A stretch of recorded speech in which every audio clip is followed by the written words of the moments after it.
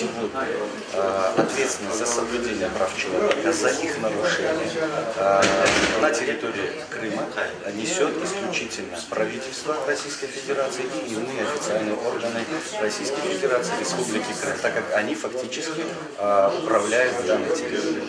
Во-вторых, мы вынуждены сегодня констатировать тот факт, что в Крыму со стороны официальных органов власти, правоохранительных органов осуществляется предвзятое отношение к крымско-татарскому народу, его общественным политическим объединениям, к меджлису крымско-татарского народа.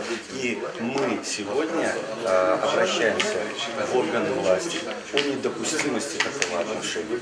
И последний пример об этом говорит: мы не можем спокойно провести в рамках действующего законодательства какие-либо акции, осуществляются судебные преследования, постоянные задержки на выезде или въезде из Крыма или в Крым и многие другие подобные факты. У нас проверки выборочных предпринимателей крымских татар осуществляются.